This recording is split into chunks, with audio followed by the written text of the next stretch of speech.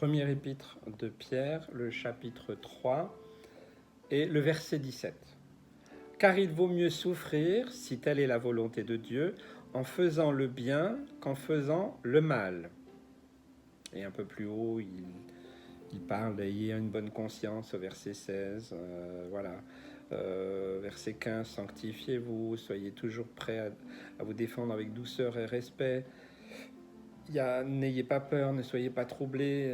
Pierre encourage, il fortifie la foi, et c'est encore valable encore aujourd'hui. Hein. Mais il est question de souffrir. Il vaut mieux souffrir. Alors, c'est difficile ça. Personne n'a envie de souffrir, on est d'accord. Mais quelque part, là, c'est la conséquence de quelque chose. Souffrir, c'est pas souffrir pour souffrir. C'est pas souffrir en martyr pour dire voilà, regardez-moi, je suis en train de souffrir pour Christ. Non, c'est pas du tout ça. Hein. Et nos frères et sœurs persécutés, pour qui nous devons prier aussi, intercéder chaque jour. Ils veulent pas être torturés ou souffrir. Hein. Non, hein, je pense, quand j'ai regardé encore cette vidéo, c'est un film, mais, voilà, qui montrait les frères et sœurs, les premiers chrétiens au temps de Rome, qui étaient conduits dans l'arène, et hommes, femmes, enfants, et ils lâchaient des tigres ou des lions affamés. Bien sûr qu'ils les dévoraient. Aucun d'eux n'a voulu cela. Hein. Non, attention. Souffrir parce que c'est la volonté de Dieu qu'on fasse le bien. Voilà, il faut partir peut-être dans l'autre sens. Il vaut mieux faire le bien que le mal. Et le bien et la différence entre le bien et le mal, c'est pas selon nos critères. Parce que nous, on a des critères, puis souvent on se justifie beaucoup, et puis l'étalonnage, il est très humain et souvent très limité et très limitatif. Mais par contre, quand il s'agit des autres, souvent, voilà, hein, on identifie plus facilement. Cet autre texte, hein, on voit facilement la paille qui est dans l'œil de l'autre, mais on voit pas la poutre qui est dans la nôtre. Donc, faire le bien selon les critères de la parole de Dieu. Je n'ai pas le temps d'y revenir, j'y reviendrai une autre fois, plus en détail. Qu'est-ce que c'est que de faire le bien selon la pensée de Dieu, hein? Pour dissocier peut-être avec une certaine pensée philosophique ou autre, qui peut parcourir aussi des fois dans nos milieux, hein, voilà, ou la psychologie ou autre, voilà. Alors, c'est évident que le bien, est-ce que le bien est supérieur au mal? Eh bien, des fois, on croit faire bien, et puis c'est le mal. Après, il y a encore Paul qui dit, je veux faire le bien, et puis c'est le mal qui arrive. Parce qu'il y a une loi, il y a une loi en nous, c'est la loi de la chair. Hein. La chair va toujours nous attirer vers le mal. On avait l'intention de faire quelque chose, de dire quelque chose de bien, enfin que nous pensions être bien. Et puis en fait, quand on a ouvert la bouche, quand on a commencé à agir, eh ben, c'était contrairement à ce qu'on pensait, ben, c'était tout le contraire. Ça nous est tous arrivé. Donc, faire la volonté de Dieu pour ce que lui, il a déterminé comme bien. C'est ça. On ne va pas faire le mal qui est clairement aussi identifié dans la parole de Dieu, par exemple. Sinon, alors on n'est pas des enfants de Dieu, on est simplement des petits dieux, puis on croit que voilà, nos idées valent mieux que celles de Dieu. Non, attention.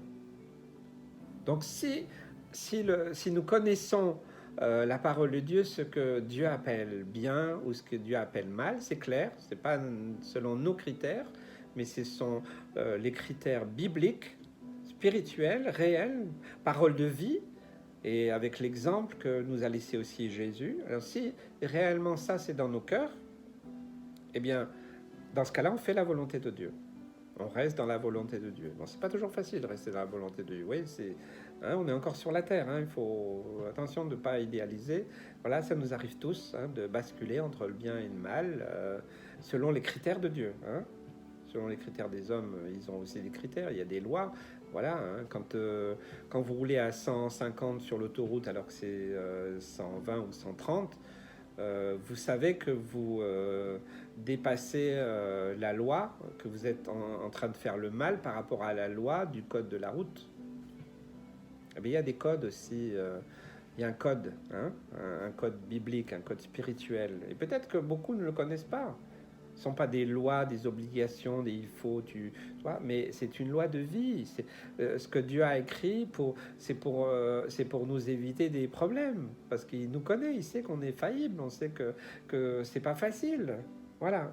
Donc, choisissons de faire le bien selon les critères de la parole de Dieu et détournons-nous du mal que Dieu identifie comme mal. Puis après, dans nos relations bien, les uns avec les autres, il y a quand même des choses à respecter. Hein, on respecte les autres. Ok. Eh bien, si on est dans cette attitude de soumission à la parole de Dieu concernant le mal, si c'est bien identifié, alors, s'il nous arrivait de souffrir à cause de ça, eh bien alors, eh bien, le Seigneur va nous aider, il va nous fortifier, il va nous aider à traverser l'épreuve. Vaut mieux. Vous savez, je me rappelle avoir entendu le témoignage d'une jeune femme qui travaillait dans une société, elle était secrétaire du directeur et un jour, après qu'elle ait rencontré Christ, elle voulait aller dans les critères de la volonté de Dieu concernant le bien et le mal. Donc elle a pu identifier des choses qu'avant, son patron lui demandait de mentir. Dites que je suis pas là, ça ne lui posait pas de problème. Et après, il y a un cas de conscience.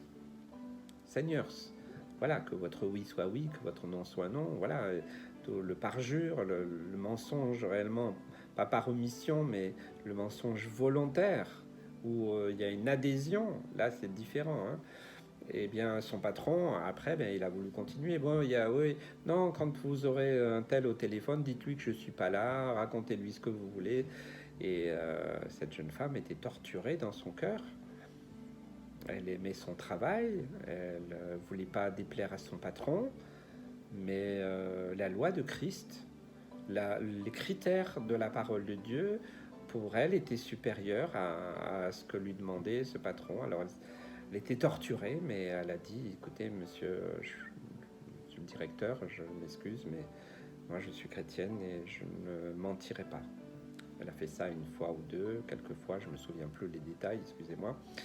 Mais tout ce que je sais, c'est qu'elle a perdu sa place. Donc elle a souffert de ça. Et c'était horrible pour elle. Bon, après, le Seigneur lui a fait grâce. Mais vous voyez, c'est un cas vraiment très précis qui peut nous permettre de voir où il y a les limites. Que Dieu vous bénisse et vous encourage.